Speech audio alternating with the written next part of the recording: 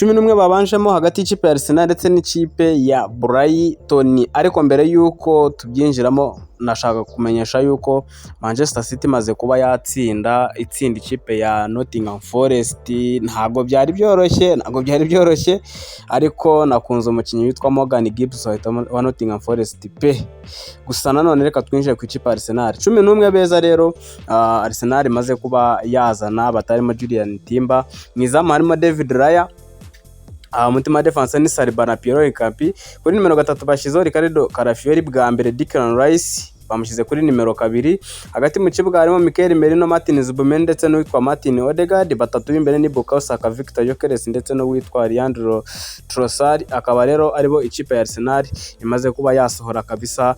Bagiye kuba bacacirana n'ikipe ya Brighton. Ikipe ya Brighton murayizi neza yuko cyane ikomeye, ariko nanone Arsenal igomba kuba yatsinda. Ikindi kintu ugomba kubamenya nuko ikipe ya Arsenal abasimbura hariho Gabriel Magalhaes, hariho Gabriel Jesus, hariho Eze, hariho Gabriel Martinelli, Kepa Arrizabalaga, Christian Norgard, Noni Madueke, Ethan Nwane ndetse n'uwitwa Lewis Sikeri. Akaba rero aribo bari kuri benchi y'ikipe ya Arsenal. Ikintu ugomba kwibaza kuri nimero 2 witwa Julian Timber ashobora kuba afite ikibazo cy'imvune, kubera yuko ntabwo ahari kandi ikindi Arsenal ifite ikipe ya Aston Villa muri iyi minsi kabisa iri imbere. Ku munsi wo kuwa kabiri Arsenal zacana ikipe ya Aston Villa. So Declan Rice kuba bamushyize nko kuri nimero 2, ariko birasa no Arsenal niza kuba ifite umupira iraza kuba ikina abadefenseri batatu.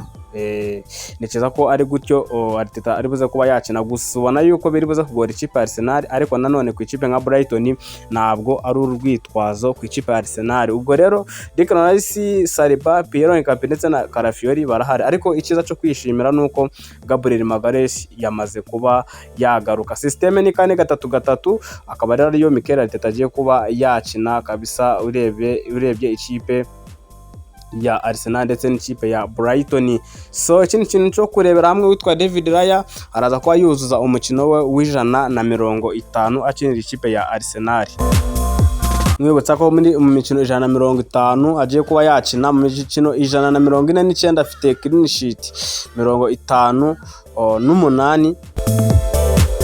Ubu rero ikipe ya Arsenal ifite ibibazo by'imvune birimo Julian Timber, Ben White, Christian Mosquera ndetse no witwa Kai Havertz. Ariko Kai Havertz nawe ntabwo twamubara kubera yuko yamaze kubatangira imyitozo muri match. Bivuze ko Arsenal byibuze abari mu bitaro ni Julian Timber, Ben White ndetse na Christian Mosquera. Buriya Timber yarihanganye byari bizwi neza yuko rero azagira gute azavunika, kubera yuko mwabonaga hari ukuntu agiraga gutya akagenda kimbagira ameze nabi, ubona ko agaragaza umunaniro, kandi mwabonye yuko yakinishaga imbaraga nyinshi.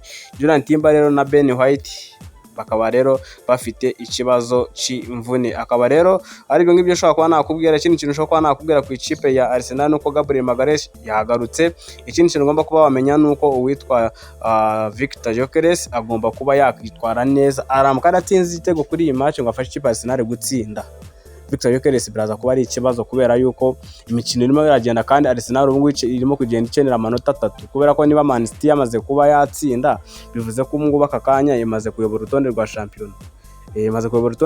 Kubera yuko imaze kubatsinda ikipe ya Nottingham Forest. Arsenal igomba kuba yatsinda nta nubwo isabwa kunganya. Kubera ko iramutse inganyije n'ubundi Man City irusha ibitego. Byose rero wabirebera hamwe ukavuga uti Arsenal igomba kuba yagira gute, igomba kuba yakitwara neza cyane 5-5. Gusa nanone ntabwo twakwirengagiza yuko Arsenal ari ikipe ikomeye kandi yaguze neza kandi ifite n'abakinnyi benshi bagiye batandukanye bagenda bayifasha. Iyo ni ikipe ya Arsenal ndetse n'ikipe ya Brighton. Reka tuze kugaruka match turebe uko match iri buze kuba yagenda. Icyingenzi nuko wareba niba warakoze subscribe, ahasigaye tugakomeza kuryoherwa hano ku Muhuro Sports TV.